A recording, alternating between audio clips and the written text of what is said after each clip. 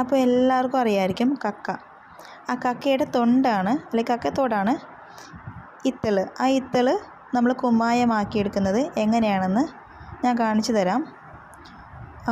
ആദ്യത്തെ പ്രോസസ്സ് എന്ന് വെച്ചിട്ടുണ്ടെങ്കിൽ കക്കയുടെ ഇത്തള് ചൂളയിൽ കൊണ്ടുപോയി അതവർ ചിരട്ടക്കരി ഉപയോഗിച്ച് നന്നായി പുഴുങ്ങിയെടുക്കും.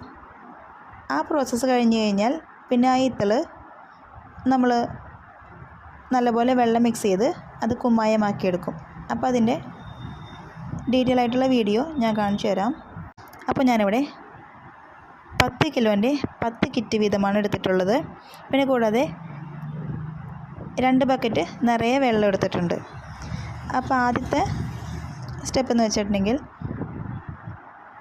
ഈ പൊട്ടിച്ചിട്ട ഇത്തളിൻ്റെ കൂട്ടം ചെറുതായി നടുഭാഗം കുഴിച്ചു കൊടുക്കുക. അതിലേക്ക്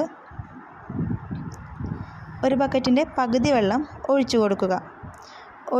നല്ലപോലെ ഒഴിച്ചു കൊടുത്തതിന് ശേഷം ആ ഇത്തളിൻ്റെ കൂട്ട് നന്നായി മിക്സ് ചെയ്യുക.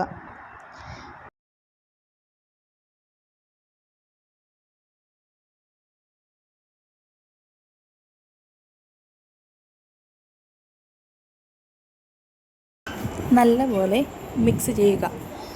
നല്ലപോലെ മിക്സ് ചെയ്തതിന് ശേഷം വീണ്ടും അതിൻ്റെ നടുഭാഗം ചെറുതായി കുഴിച്ച് വെക്കുക. കാരണം ഇതിലേക്കാണ് വെള്ളം ഒഴിച്ചു കൊടുക്കേണ്ടത്. അതിനു വേണ്ടിയാണ് നടുഭാഗം കുഴിച്ചു കൊടുക്കുന്നത്. വെള്ളമൊഴിച്ച് വീണ്ടും നല്ലപോലെ മിക്സ് ചെയ്യുക.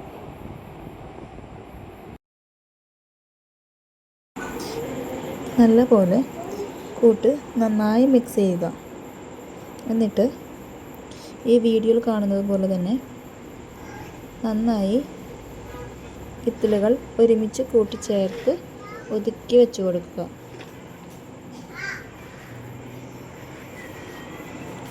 നല്ലപോലെ ഒതുക്കി ഒരുമിച്ച് കൂട്ടിച്ചേർത്ത് വയ്ക്കുക.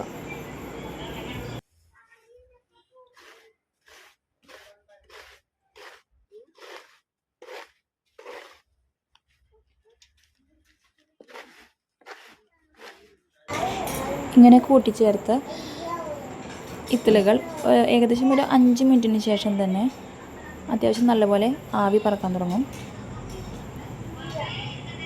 അത് കഴിഞ്ഞ് കുറച്ച് സമയങ്ങൾക്കുള്ളിൽ തന്നെ ആ ഇത്തളുകൾ നല്ലപോലെ പൊടിഞ്ഞു തുടങ്ങുന്നുണ്ടാവും. ഓരോ വശങ്ങളിൽ നിന്ന് ഇത്തളുകൾ പൊടിഞ്ഞടന്ന് വീണുകൊണ്ടിരിക്കുന്നുണ്ട്. നമുക്കത് കാണാം.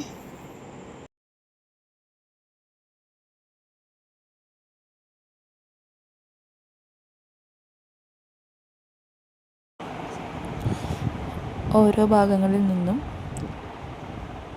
പൊടിഞ്ഞു വീണുകൊണ്ടിരിക്കുന്നുണ്ട്.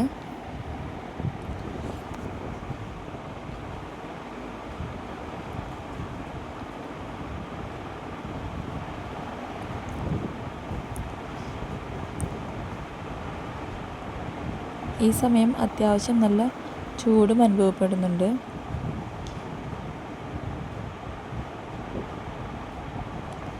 നല്ലപോലെ പൊടിഞ്ഞ് അടന്ന് വീണുകൊണ്ടിരിക്കുന്നു. ഇത്ര സിമ്പിളായി നമ്മൾക്ക് വീട്ടിൽ വെച്ച് തന്നെ കുമ്മായം ഉണ്ടാക്കിയെടുക്കാം.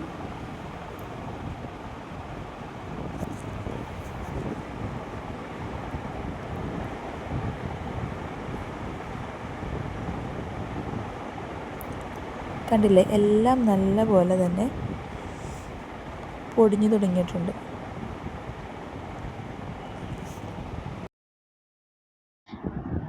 അപ്പോൾ ഇത്ര സിമ്പിളായിട്ട് കുമ്മായം ഉണ്ടാക്കിയെടുക്കാമെന്ന് മനസ്സിലായില്ല. അപ്പോൾ ഈ വീഡിയോ ഇഷ്ടപ്പെട്ടിട്ടുണ്ടെങ്കിൽ എല്ലാവരും അഭിപ്രായങ്ങൾ പറയാൻ മറക്കരുത്.